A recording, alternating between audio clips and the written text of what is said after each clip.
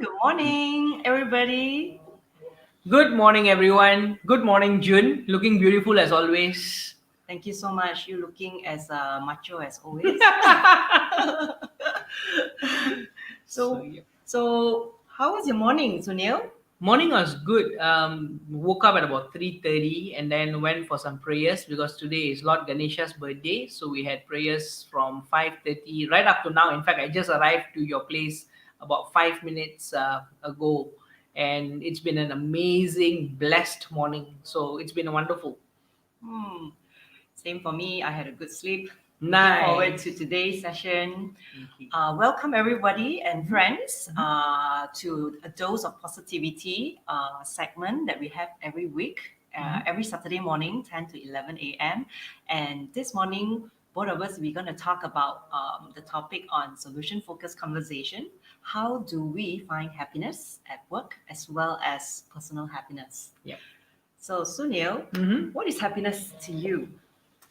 Wow, that's a $1 million question. Now, I think happiness is very differently defined for every individual. For me, happiness is when I'm able to help other people, when I'm able to see someone else able to achieve their goals and dreams because of the little tiny effort that we have put in to support them.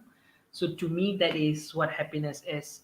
Happiness, in my opinion, is also when you are able to sleep in peace, knowing that you are able to continuously live a life.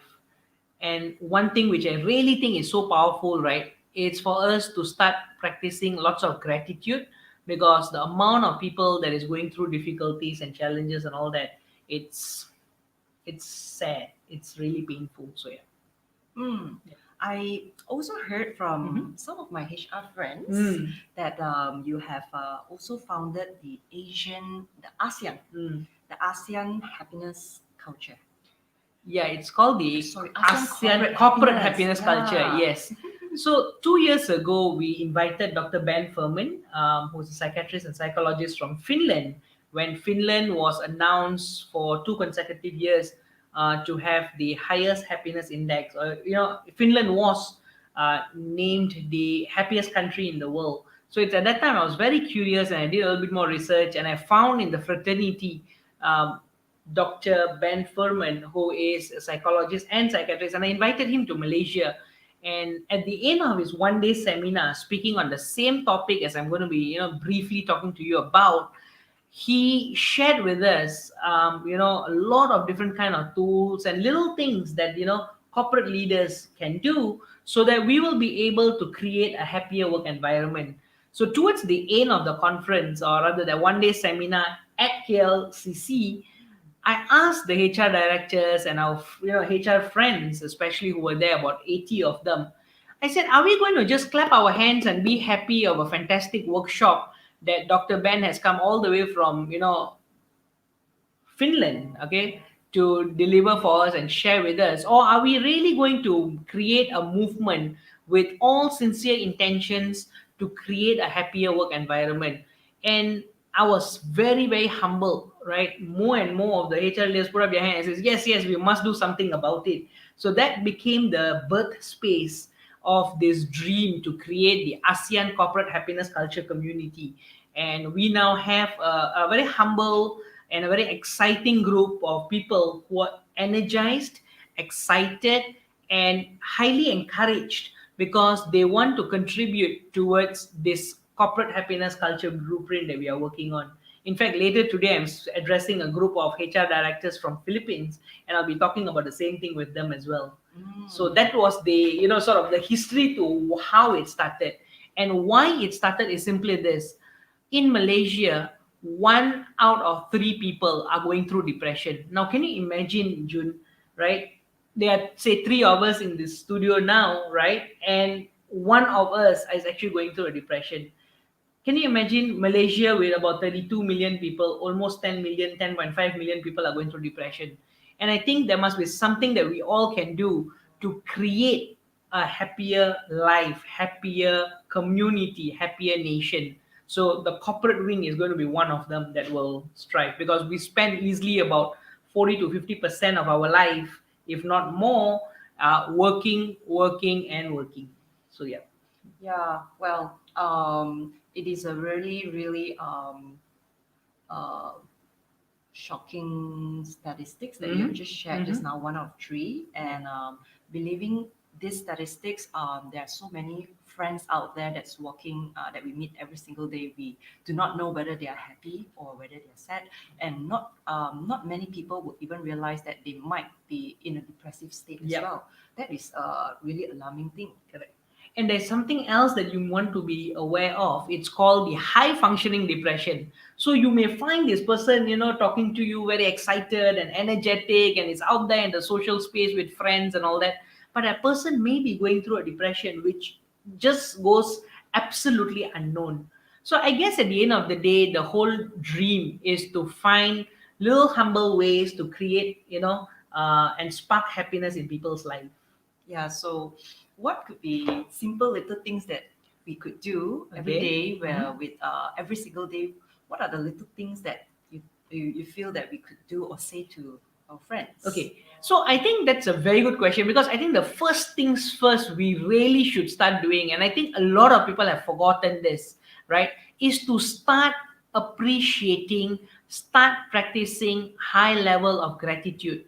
The more and more you start appreciating what you already have, the more and more you find that you are able to live with greater amount of peace within, right? It is not about what the world sees you, but what you feel inside is the critical thing.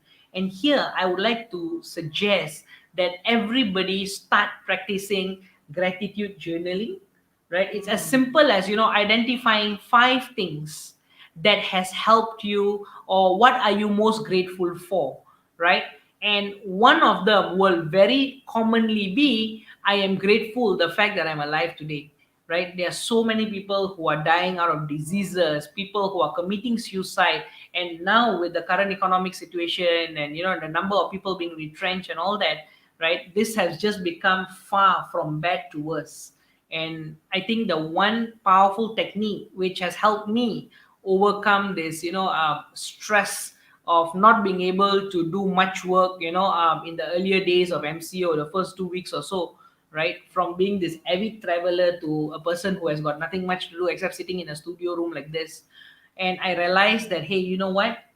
Every morning writing down 5 things that I'm most appreciative for and what I'm grateful for has really helped. So that's one.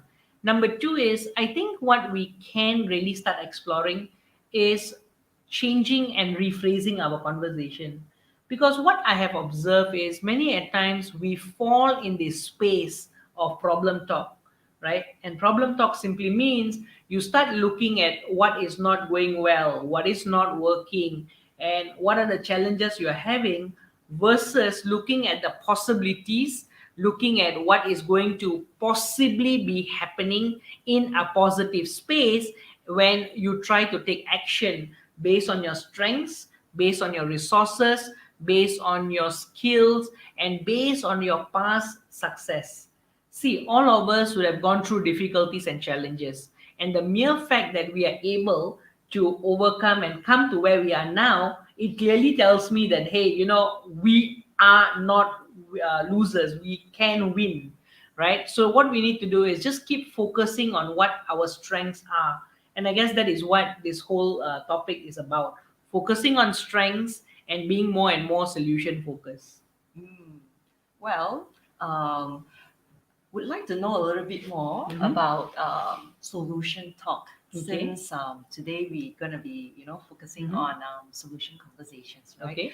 So how would anyone out there be able to use it, this solution talk, Okay. easily in a day to day? Right.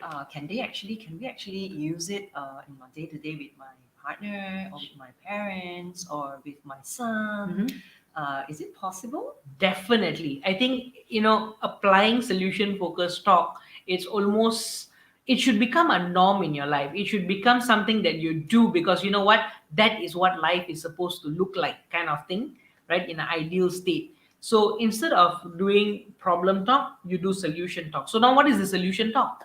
In simple words, it is phrases, statements, sentences that you use that will actually project more positivity, more possibilities, and it is aimed to become your preferred future statement.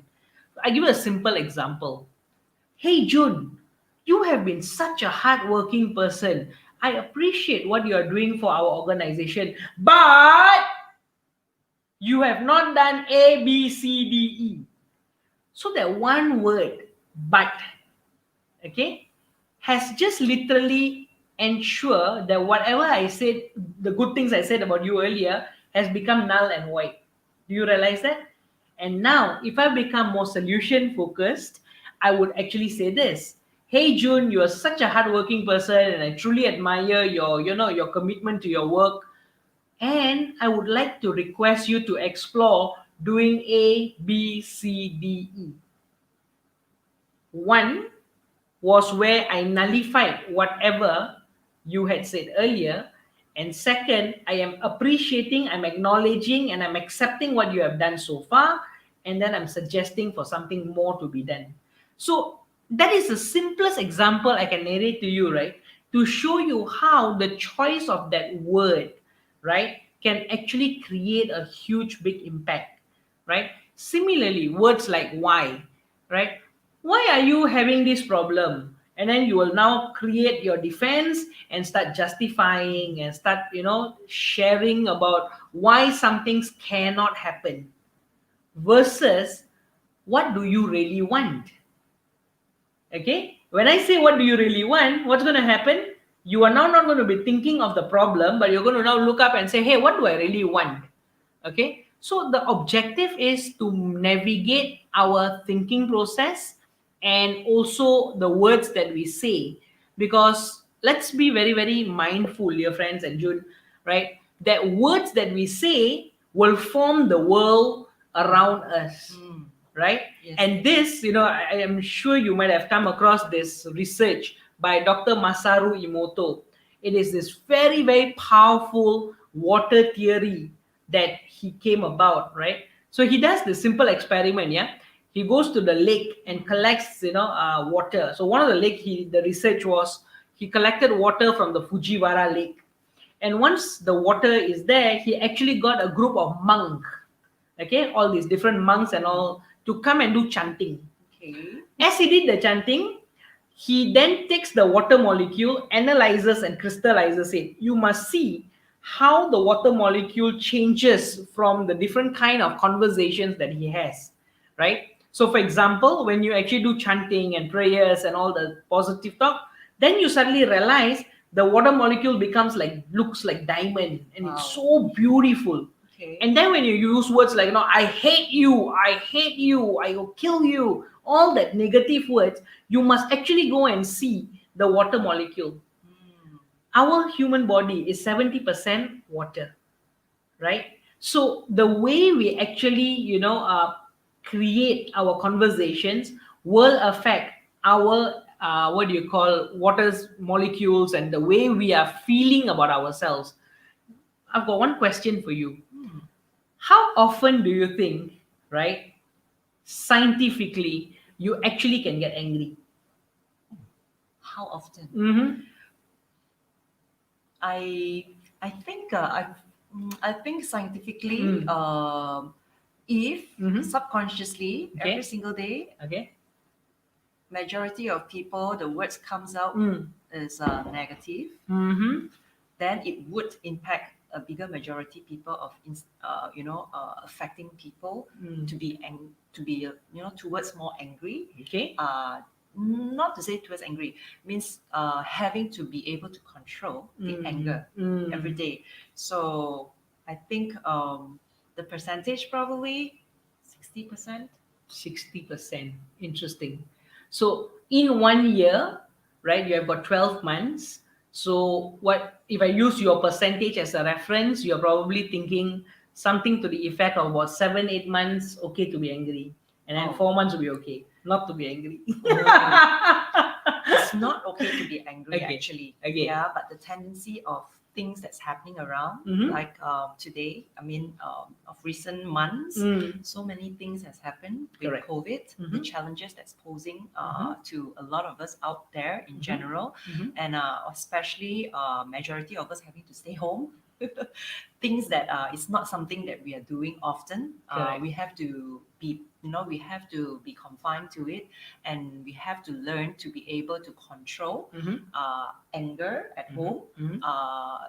Especially couples, if they are home, we heard a lot of news out there. So couples are managing stress based on situation that's happening, and managing relationships. Sometimes being apart is good, but being together every single day, every single moment, how are we able to control that? Do you know, just on that point, right? The statistics actually have proven that during the MCO period, there was more and more domestic violence, there was more and more divorce cases actually happening, right? And I guess it's probably that. So, there was this professor who I look up to as my mentor, and he's a scientist, right? And he told us during a talk recently, he said that we are allowed to get angry only 4 times in a year, simply because whenever we get angry, there is certain amount of chemicals, and toxins that gets created in our body, right? To cleanse that toxin, right, it takes up to 90 days, which is about 3 months. So technically speaking, you and I can get angry, but maximum 4 times in a year. Okay, so we need to control. Exactly. We need to find more peace within, because when we are more relaxed, when we are more peaceful, we will generally be happier. And when you are generally happier and operating from abundance, you will find that you want to focus on the happiness, focus on the positivity more than the negative. And by virtue of doing that, you will actually notice that you have an opportunity to really practice more calmness and sincerely minimize your anger, right? So that's a very, very interesting point I recently learned, and I thought I'll share it with you. Yeah. Well, to continue on from the topic that we were having, just thinking about the challenges today. What do you think are the key challenges faced besides many people losing jobs? Retrenchment is on a high, Yeah. and what do you think these challenges are affecting? Do you think, sorry? Do you think these challenges that is happening in the scene today is how is it affecting happiness? I think what we are currently going through is a very once in a decade, or sorry, once in a century kind of a situation. You have got a global pandemic, you have got political instability in Malaysia, and the economic crisis. The normal 3-in-1, which I'm always very familiar with, is my Nescafe 3-in-1, my Milo 3-in-1, and now you suddenly got this major 3-in-1 that's impacting the world. I think, one, it is really affecting people's mental well-being, and I think that's one of our biggest concern at the moment, because people are really going through so much of frustration and pain and anxiety and unhappiness and stress and all that, right? So that's one. And then the second is looking at the recent statistics. About 860,000 people has already been retrenched, and 300 over thousand young adults in Malaysia who are about to graduate would not be getting jobs anytime soon. So that's something that I know that's really affecting a lot of people. And this is not going to go well. This is going to go on at least for the next 6 months to a year easily. So the question is, how do we manage ourselves, right, in this sort of challenging times? Mm. So, well, basically, in terms of what could be done actually, what do you think? So let's take it. From helping, okay, from the perspective of how to create personal happiness, finding the space to overcome these kind of challenges. What do you think, or any advice or experience that you would like to share? So I think, let's put it into perspective. Yeah. First things first. let us forget about what we want. I mean, all of us want big house, big car, all these luxurious stuffs and all that. All those are our need, our wants. But maybe it's an opportunity and a reminder, right? By the higher consciousness, for example, right? Wanting us to really reflect back on what are the basic human needs. So if you go back to the basic human needs, as long as you have food, as long as you have shelter, as long as you have got the basic necessities to keep us going, then that should be something we start practicing appreciation towards. You start looking at it and say, hey, I'm grateful the fact that I'm even alive. When there are people who are dying, could be because of COVID or could be for any other reasons, right? So I think being grateful is one very powerful way of helping us. Number two is to continuously be hungry to learn and sharpen our skills. In times like this, it's the greatest opportunity for us to really go down to learning, upskilling, and reskilling ourselves. Certain skill sets that you and I have may no longer be relevant and may no longer be needed, right, as compared to what's coming in the future. So we must be very, very agile, we must be very flexible and be willing to learn, right, because that's going to really create lots of opportunity for us to move forward in life.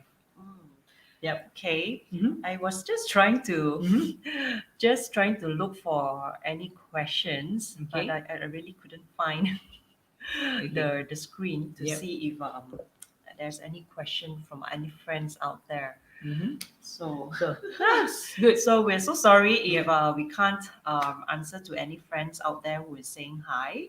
Mhm. Um, yeah, I was just trying, couldn't find the screen.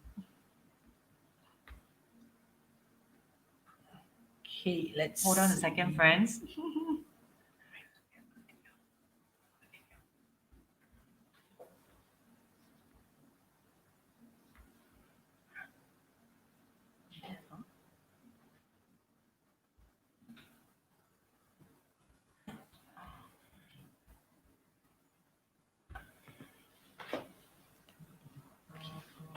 Let's see.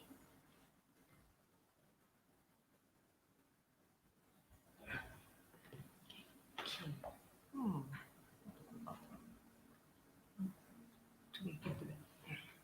Right. All right. So let's continue. Continue. Couldn't see. Okay. Okay, never mind. Mhm. Let's continue. Since today, Mhm. we our topic was on the solution focus, all Okay. right, and Mhm. conversation. Mhm. So, what's your advice to Mhm. people on how we can use solution focus? Mhm. Let's choose one or two contexts. Sure, that'll Yeah. be good. Yep. Let's choose relationship for a start, and Mhm. then another one is probably a conversation at workplace. Okay. Okay. So let's use probably a relationship top conversation. Okay. A couple. Mm. Let's say if a couple today is having an argument. Mm. So how best? What kind of advice? So before I give an advice, okay, let's just really understand. Very often than not in relationships, one of the issues that comes up is complaints. Complaints from your partner, be it your husband, your wife, your boyfriend, your girlfriend, and the complaint is very often about something that you are not doing. So, one, you have an option to really sit and argue and build your defense and try to challenge the fact and justify the fact that, let's take a real example. June, let's assume that you have got your um, best friend, okay, who repeatedly is supposed to come and see you and then she does not show up, and you now get angry, right, that hey, what is this, so one is to really think about that person, and that person can sit and argue with you and challenge your thinking process, okay, or the other will be where you will find that you are able to understand the perspective of the other person. So one, which one I really think is useful, right, is to now put yourself in the shoe of the other person and sincerely look at it from their perspective. What are they trying to say?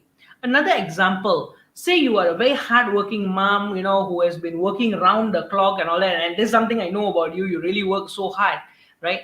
Now your son comes back, and when you go home, he shouts at you, "Mommy, you know what? I'm so angry with you." Why, son? You are forever not home. You are coming home late. You are going off early. You don't have time for me. So one, being a mom who is really working so hard, to give the best, to your family, you can get angry and justify, "You don't appreciate me. I'm sacrificing so much for you," and all that stuff. However, if you remember the principles and the concept of solution focus, the one mantra that has really helped me so much is saying, behind every complaint is a wish. Yes. So one, you can keep looking at it from a problem perspective and go on a defense mode. And the other is to now look at it from the perspective of the child, right? And ask yourself, what is it that this child wants? The child wants more time from me. Just the challenge is the child did not know how to speak up and present the conversation in a positive way, leading to a situation where the person is now saying something which appears to you from a perspective of anger and frustration and all that. So the key message and takeaway will be, number one, put yourself in the shoes of other people. Number two, really practice high levels of empathy, right? In that case just now, behind the complaint of a child is actually the sincerest hope that the mother would spend more time with him, right? So now when you now look at that situation and you look at it from like, okay, what he wants is a bit more time, then you will work towards finding that time for him. But if you operate from a problem focused perspective, your action out of anger and frustration will be, "You don't appreciate me, you are an ungrateful son," and you start throwing tantrums in that direction, which makes the relationship far worse. Right? Yeah. So that's one real example, which a lot of parents who are friends of mine keep complaining. Like, Sunil, kids are throwing tantrums at home. They are very upset that we are not coming home on time. We are not having meals, or we are not having enough quality time with the kids and all that. So that's one thing which we can do, which is remember the mantra: behind every complaint is a wish. Right? So every time somebody comes and complains to you something, instead of immediately reacting, take a step back, truly deep dive into what that person is saying, right? And then you respond. And when you respond, you will find that you are able to be more positive, you are more objective, and you focus on what do they really want versus creating that defense and the wall that says, "No, you can't do." Right? Well, I really love what you just say. Taking a step back, pause, and then being focusing on the solution, Yep. rather than focusing on the problem. Correct. Like the questions that we can ask, rather than saying, "What's the problem with you? Exactly. What's wrong? And why are you always like that?" We can actually transform the question into What do you really want? Yes. Right? What are you sincerely looking forward to? Right? So is that shift in the conversation. Now, just put this in the context of a corporate environment, at workspace. A manager comes up to you and repeatedly says words, right, that is focusing on your gaps, on your weaknesses, on what you're not good at, versus looking at what's working, focusing on what do they really want. We live in a society, we live in a culture, and we've been brought up that way, I guess, where you can do 99 good things for people and nobody will look at that. But when you do that one mistake, everyone will use the most expensive magnifying glass and actually go and zoom into that, right? Now, what we want to sincerely do is shift that behavior, shift that mindset of now looking at people's 99 good things, appreciate them so that they'll be excited to move forward rather than picking and looking at people's weaknesses. I think if you were to really start doing that, you will find that at a personal level, you are being appreciated. at the work front, you feel more excited and more rejuvenated to do more for the organization. And if everybody starts doing this, then you can collectively create a community and a nation which operates from strengths and drives happiness.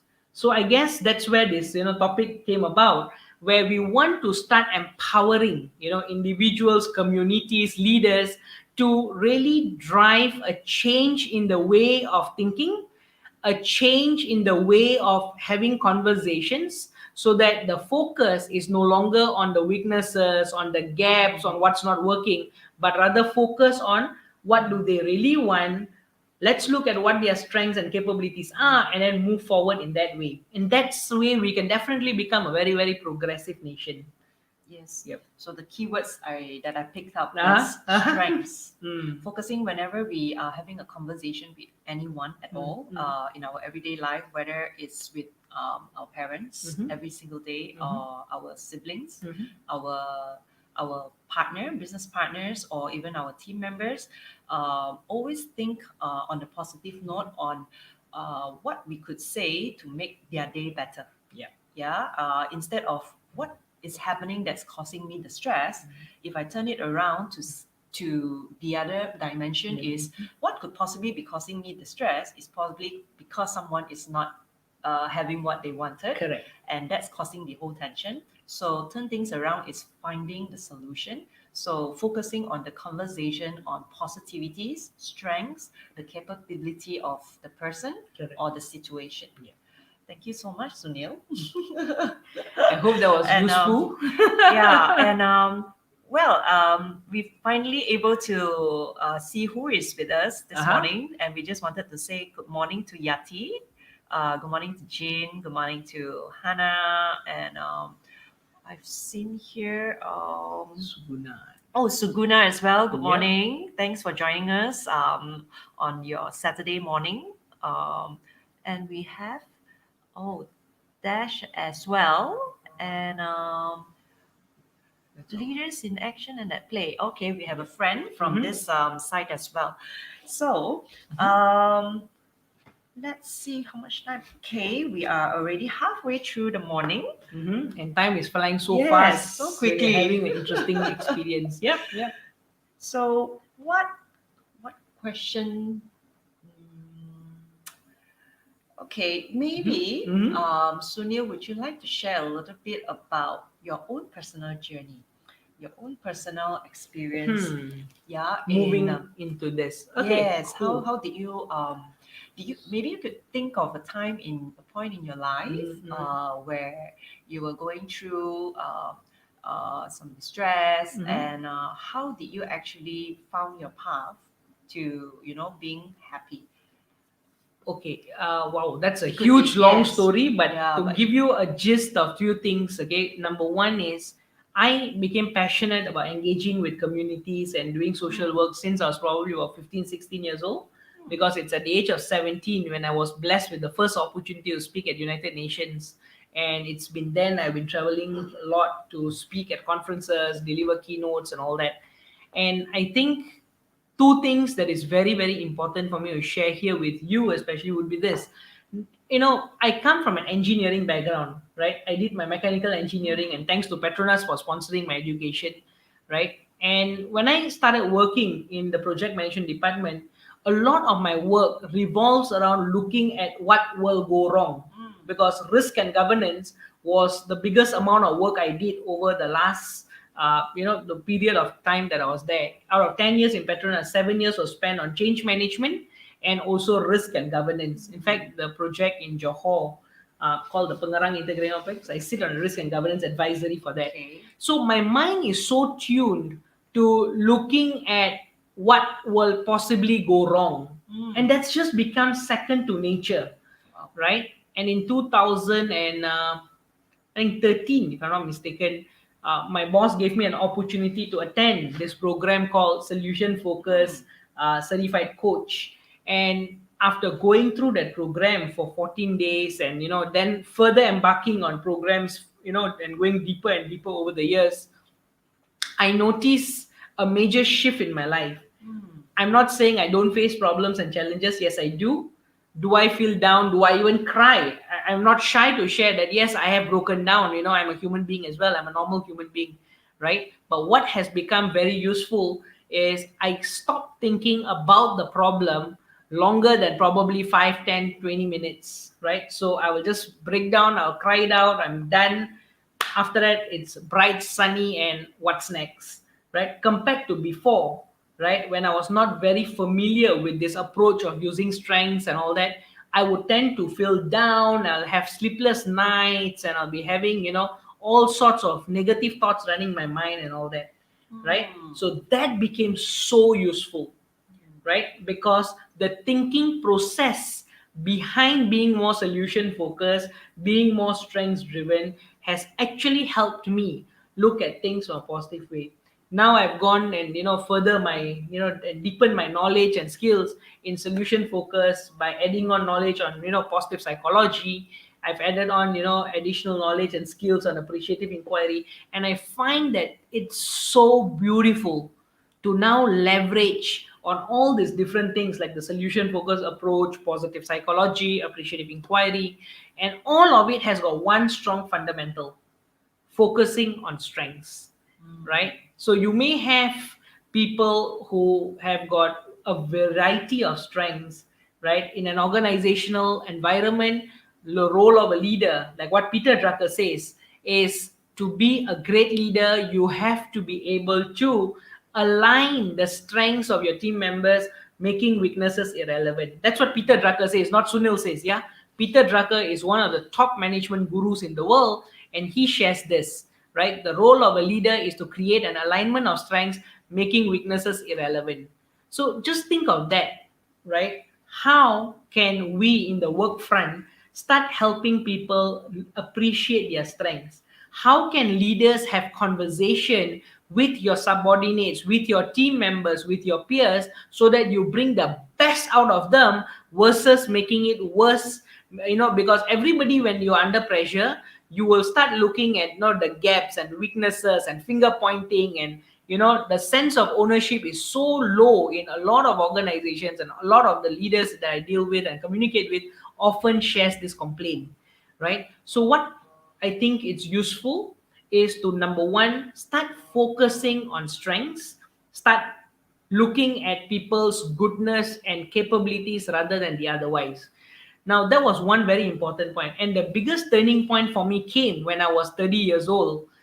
And I didn't sleep for 4 nights because I was very busy with the risk and governance framework for the Pengerang Integrated Complex project in Johor. And I also was doing my master's. And that same year, I was also the chairman for the road track movement in Malaysia. So I was so actively involved with so many things, plus with my studies, plus setting up my business, and I had this major responsibility in Petronas. I chose, I'll be very honest to say, yes, it was a choice I made. For 4 nights, I did not sleep. And the only reason was two things. One, I wanted to deliver the project work on time and submit my dissertation for masters, right? The week after was supposed to be the most exciting 2 weeks because I was supposed to travel to 3 different countries to deliver keynotes, and my boss had approved my leave, surprisingly, right? So being so excited about that, traveling and speaking and workshops overseas and all that, I chose not to sleep for 4 nights to get everything done.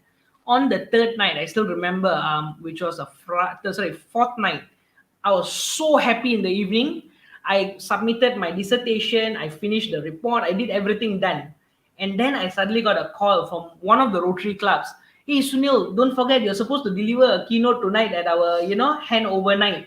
And I was like, oh my God, really? At that point itself, I was already so exhausted. I could feel my body shutting down. I agreed because you know why? For me, keeping our word and keeping our promise is so important. So I decided to go over. As I arrived there, finished my talk, as I'm walking out now, I knew I was dead exhausted. I thought I'll just take a nap in the car. 15 minutes later, I started driving, right? And on the highway, I was driving on Penchala Link, the one that goes from Bandar Utama back to the Sentul, that area. I actually met in an accident, right, against a stationary crane. So imagine me driving on a highway at probably 140, 150, right? and I actually stopped because I hit a stationary crane. Wow. Right, so the car was a total wrecked, not from any angle. The car was, I can be, believe the yeah, car is no, already total, damaged. yeah, Total what damage. not forget about KMA, totally gone, where you cannot even fix it. Wow. Right, Mm. so that is the time where I was like, God, I could not think of anything else. All I know is all the 7 airbags of my car actually popped out. I managed to kick the door open, right? And this is where I think it was just sheer miracle, right? I managed to tap the shoulder of one guy who was there. I don't even know who was he, but I believe he must have been from the lorry itself. I gave my sister's mobile number saying tolong panggil doctor so and then I just crashed and I collapsed. Next I know, I was in the hospital, right? That accident became the greatest blessings in my life. God, Sunil, you're lucky to be Alive, yes, I definitely God. definitely think that This is this is first like I've a heard of second this. life. Yes. Okay. Yeah, you know me for a while, and yeah, this is the Yes, first time I'm this- sharing this. Yeah, Yeah. right. My God. So that was the time, dear, where my perspective of life changed. From this young fella, 30 years old, having targets like I want 500,000 by this age, and I want 5 properties, and I want all this wealth and all that stuff. Suddenly, my perspective had changed so dramatically, and my intentions are so clear now. I just want to go around enriching and empowering as many people's life as I can, because I find so much of joy in it. Right, I find that I'm able to sleep with a smile on my face because I've actually touched someone's heart and changed someone's life. So that's the whole shift came about after that accident. Wow, that was like how many years ago again? Which year was that? 7 years ago, 6 years Wow. ago. Yeah, Okay. yeah. So your journey has took a turn. A major turn from that, hungry for money and, materialistic life and all that stuff, to now wanting to just go out there and empower as many people as I can, inspire as many people as I can, enrich as many people's life as I can. And that has become the greatest blessings. I may not have the most expensive car, but you know what? It's getting me from point A to B, right? I may not have a double story with a corner lot bungalow and all that stuff, but hey, you know what? It's giving me shelter, and I find this mindset has started to shape, and this mindset is what is keeping me going in these challenging times, right? Wow. So, Wow. Sunil. This reminds me also of my brother. Many years back when he was also doing engineering, and he was also in the shift. He has shifted from being in an engineering space, met with a massive accident, and also had a turning point in his life, and speaking about career switch and being happy, finding happiness in what we do in life.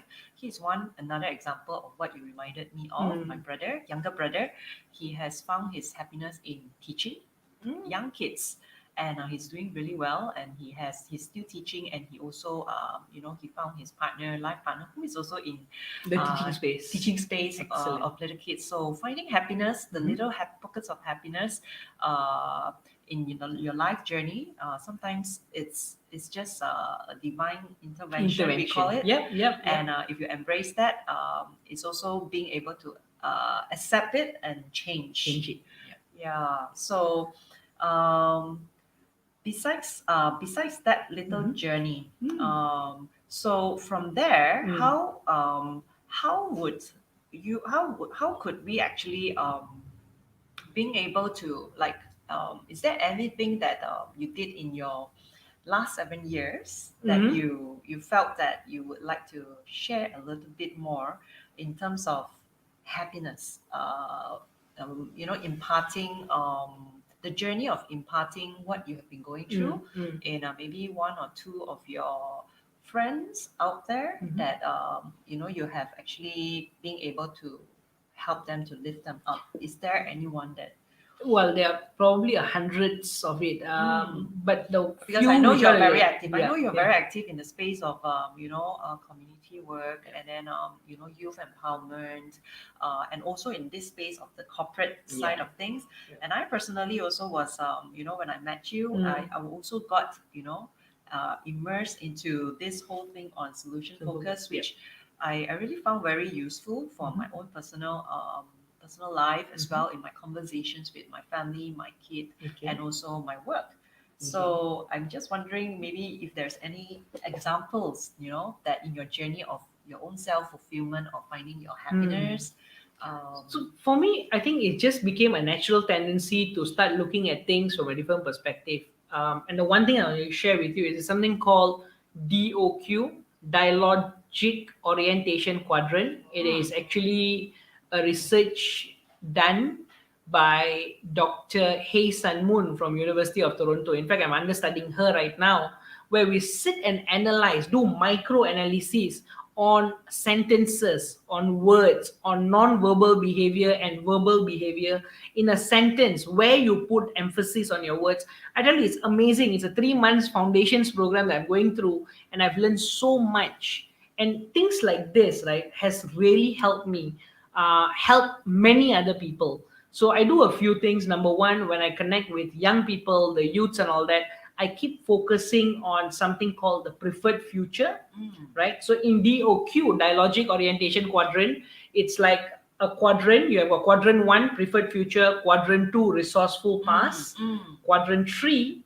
which is troubled past, and quadrant 4, which is your dreaded future, right? So these quadrants actually come about because in all our conversation, there is something that is in the past, and then you will continuously going towards a future, and then things that are negative to things that are positive. So that's the quadrants. So every time that you say something, before you respond, right, you need to remember you're at ground zero. How you respond to the conversation will determine whether you are going in the direction of quadrant 1, preferred future, quadrant 2, the resourceful past, right? And if we make our, sort of have that kind of a framework at the back of our mind, and in every conversation, we actually make sure that our conversations are directed to any one of the two, preferred future or resourceful past, then you find you no longer talk negative, you no longer respond to negativity and all that, right? And that becomes very useful. So now I have actually gone round. In the last at least 4 years, I've trained close to about 3,000 over leaders, including CEOs, board members of organizations in South Africa, Indonesia, Brunei, Singapore, even Bangkok, right? Many organizations on solution focused conversation and leadership and coaching skills. And I'm trying to help people start appreciating your colleagues, start looking at your colleagues as asset, start focusing on their strengths. And the most exciting part is I very often get the feedbacks on how they are using these tools, right? And it's helping them to even drive accountability, right? So that's what I'm doing in the corporate space. To the youths, also the same thing. When I have conversations with them, I keep telling them that, problems will never stop coming in life. You have a choice either to focus on the problem and drown in the problem, or to look at the solution and move forward. I always love to use this analogy of a swimming. You familiar with swimming? I think I would drown in water. Fear of water, right? So when you are in a swimming pool, and suppose you are at that point where you are probably about 7 feet, I guess. No lah, 6 7 plus. feet so high. Okay. Almost 6 feet. Almost 6 feet. feet. 7, Okay. 8. Right. So now let's say the pool is about 8 feet, right?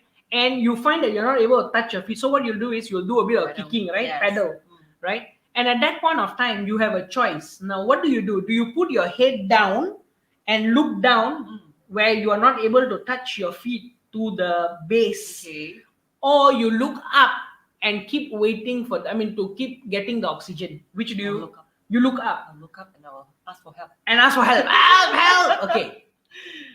Now just take that, little joke that we did, or rather analogy or metaphor that we came up with to our life. Why is it that when we are having real problems in life, right, which is the water level, right, and what we do is we like to sit down and start drowning ourselves in the problem? But if you were to now look up, okay, you are going to look at, hey, what do you really want? Versus, I don't want water. I can't drown. It just got me thinking, right? When I recently went for a family vacation before the MCO, right? Actually, this is so relatable, right? If in a swimming pool, you are about to drown and you actually will choose to look up because you want oxygen and you're looking up towards the preferred future, then why is it in life, right, when you are having difficulties and struggles, you are actually looking down into the problem, hoping for the solution to come from the problem? And that's the difference between problem solving and solution building. What we want to do is help people realize that problem solving is useful, good in its space of technical. And I can endorse that because I'm a technical person, right? I come from engineering background, Yes. right? So if you need to do, like for example, right, if you are driving on a highway and suddenly your car just stops, Mm. Okay. okay? Now, you then realize the water temperature has gone up Mm. and there was this funny noise, right, which says the water pump has burst, Okay. right? You can't ask the plus highway guys to come and change all your four tires or spray your car with gold. It's not going to solve the problem. You need to do a root cause analysis to identify what is the source of the problem and find a solution, which is replace the water pump. When you're dealing with human beings, when you're dealing with human heart, when you're dealing with human mind, you're dealing with behaviors and characters, you can't do root cause analysis, right? I was doing an executive leadership coaching for this one lady who is a senior general manager, and two of the board members who reached out to me to help her with executive coaching told me clearly that, Sunil, this lady that you're going to be doing coaching for has failed coaching for the last 4 years. You are the final investment that we're going to work on. And if this coaching fails, then I don't think we will be allowing her to become a CEO of a public listed company. So I said, in coaching, it's always two things. Number one, how's the chemistry between me and the person? So I will not commit to support or say no until I have a conversation with this person. As I continued my conversation, first round, second round, third round, it all went well. At the third round, June, she became so comfortable and she shared her problem. And she said the root cause of her behavior, which I'll describe in a bit, was her late father. So the situation is like this. She has an attitude of not giving. I got to be mindful that I'm in the social media and the whole world will be listening to me. Yes. So not being don't that she doesn't care, okay, at all about her male colleagues, right? Because when she was 6 and 7 years old, her father had raped her. June. Now, given that, and you want to do problem solving, what is the step one in problem solving? Identify the root cause of the problem, correct? Yes. So if I identify the root cause of the problem, it's the late father. Can I go to the grave, right? Kill the man who is already dead, all right, simply because he has done something so damaging to the daughter, who is now going to affect, or rather, she has already affected, okay, the energy and then the environment of the organization because of her bitter experiences. I can't. Yeah. Right? So that's where we had a lot of conversations. I think I had about 12 coaching sessions in 6 months with her, right? And she is now a CEO of a public listed company, right? Because all I did is help her recognize her strengths, helped her reflect on that one or two men who were decent, supportive, and I tried to play to her strengths and to the strengths of what other people were doing to support her, right? In 6 months, we helped her change herself. So the point here is, when you do problem solving, you always go down to root cause analysis. And when you do a root cause analysis, you will drown in that space. And to come out of it is going to be so difficult. You are better off acknowledging where you are, appreciating where you are now, and then asking yourself, what do you really want? What is the preferred future? Right? And then look at your strengths, your skills, your resources, everything that is going well for you in the past that you can leverage on to help you move from where you are to where you want to go to. And if we can change that thinking process in our life, life is going to change for the better, for sure. Right? And this is coming with enough of testimonials, enough of success stories in the past that I'm so happy that a lot of people have benefited from. Yes. Right. So I really That's hope amazing. that That's people- one yeah. amazing story that you've just shared. It's really touching hearts and life. Yeah. Using this method. Uh, Besides the story, it's like really dumbfounded story. But I'm really glad that this particular tool, this solution focused conversation topic that we have today, inspired me as well, and I hope it does inspire many more others out there. That is really useful. It can really just a conversation of 3 minutes to 10 minutes of focusing on the strengths And what do you really want? yeah, what do you really want? It will change life. Yeah. Yeah. And just looking at time, Mhm. we are we are almost there. And let's see, we had one question here from Suguna. Yeah. On share one of the technique in solution focus, please. Will be good for viewers. Okay. So Okay. that's a very good question, Yes. Suguna. I mentioned it a little earlier where you rephrase, right? So rephrasing is a very powerful technique where you can, when you're giving a feedback to somebody, instead of saying that, hey, you are doing good, you are fantastic, you are hardworking, but, and then you say all the other things where you nullify whatever was said earlier. Versus being more solution focused, you would use words like yes and. Hey, you know what, Suguna, you are doing a tremendous job as a head of HR in your organization, and I'm sure this is going to help you drive the organization forward by applying approaches A, B, C in your organization. So one is yes, but one is yes and is one simple example. Another technique which I love to share with everybody is actually asking yourself miracle questions.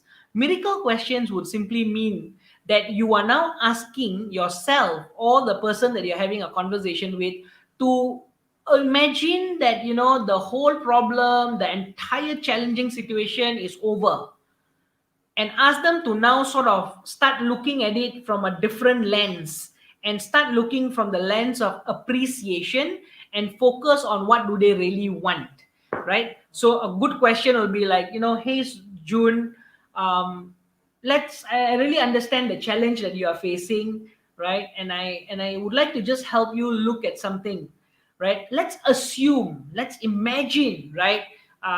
1 month later, when we are now having our cup of coffee, you already find that solution, that problem that you are facing is solved. Life is totally different, and you have now achieved what you really wanted. How will your life be then?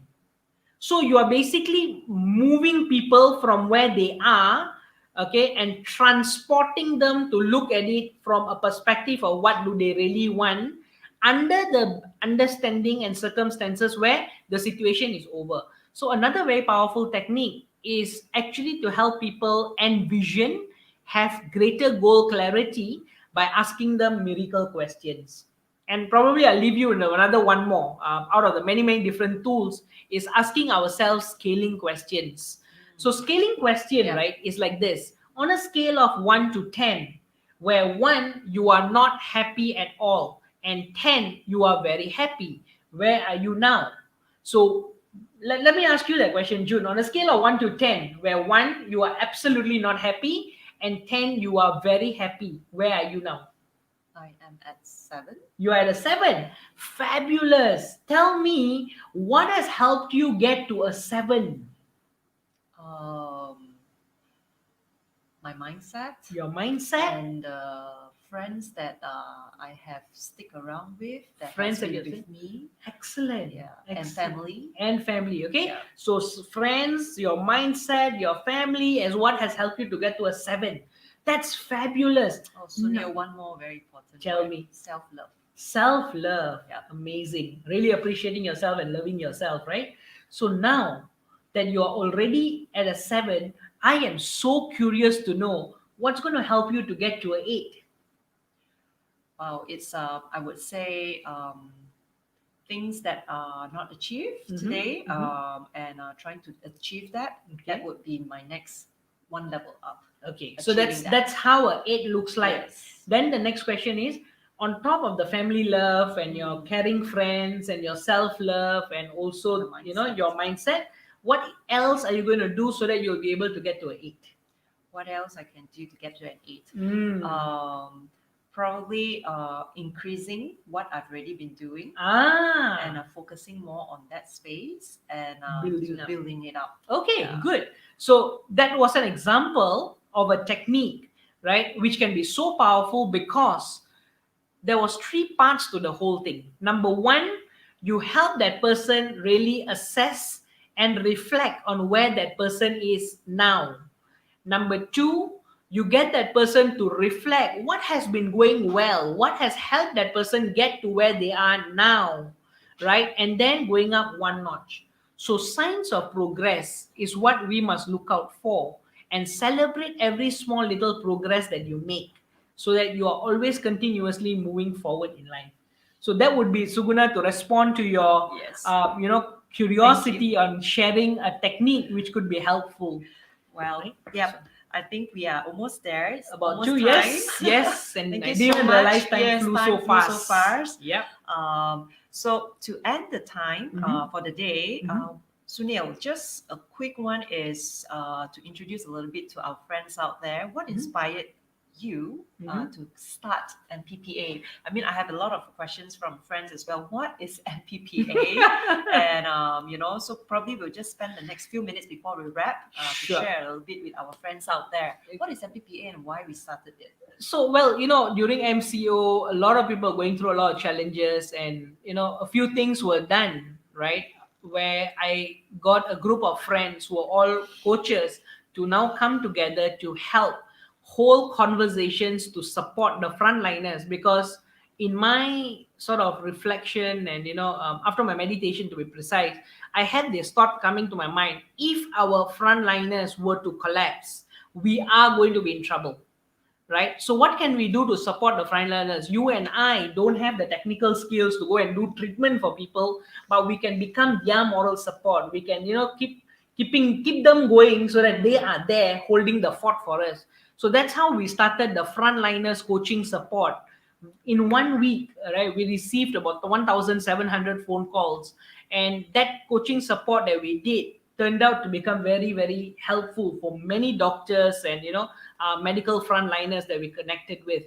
And as this was going on, I was talking to another friend, and he was like, Sunil, a lot of companies are shutting down, businesses are collapsing, and I don't think people will have employment. So almost instantaneously, we got another group of coaches and we got them excited, we inspired them, and we got them to now do coaching for SMEs. So a lot of SMEs in Malaysia had that opportunity to be coached by a group of my friends who are professional coaches who jumped in to support.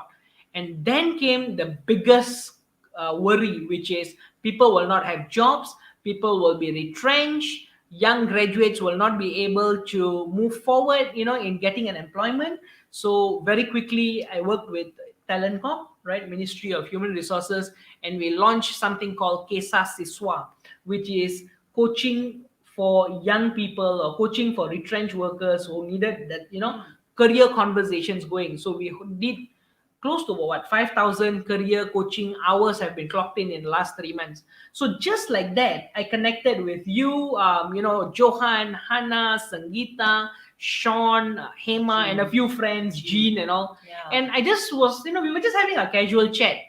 And I noticed that each and every member in that Zoom call was equally passionate on emitting, transmitting love, positivity, and creating a happier work and personal life in people. And I thought that, hey, let's have this Zoom conversation. So we started with the first Zoom conversation. Second, by the third Zoom conversation, the thought came, maybe we should have a formal organization to support this dream of creating, positivity in Malaysia. And right after that, I just asked, okay, who is willing to lead? And all of you were quite tactful in pointing the finger at me. And yes, that's how I got into the MPPA formation itself. But I think it's beautiful. I think every week on Wednesdays we meet with the EXCO online at this point of time, and there is this is one of the many meetings that I look forward to, because there's so much of laughter, there is so much of positivity, there is so much of excitement in doing things. Yeah. And if I could just, as we are about to wrap up, share with our friends who are online now, right? On 23rd of September, we are hosting the first Asia Pacific Positive Psychology Conference. Virtual conference. It is going to be virtual. We have got 6 confirmed international speakers who are joining us from UK, from US, from Australia, from New Zealand, and of course, Malaysia. 2 from Malaysia. So, dear brothers and sisters, dear friends, keep yourself free on the 23rd of September. There is going to be an amazing one-day conference online that you will have an opportunity to join us. The speakers that we have identified are real positive psychology practitioners, and not only those with the PhD and who will come and teach you theories, but these are people who have actually helped change lives, and they have been going around the world helping so many people. You too will be able to benefit from it. So there's a whole series of weekly dose of positivity talks going on, and this is something that we aim to continue for many more months and years to come.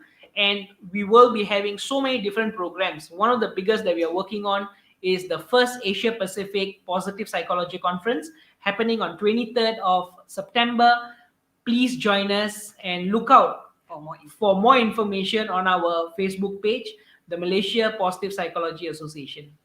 Thank you so much, dear friends, for joining us. Yeah, so thank you very much, and we look forward to see all of you again in our next weekly A Dose of Positivity, next week hosted by another 2 speakers. Yeah. So see you. Thank Bye. you so much, and have a wonderful weekend. Yeah, Bye-bye. Have a wonderful weekend. Bye.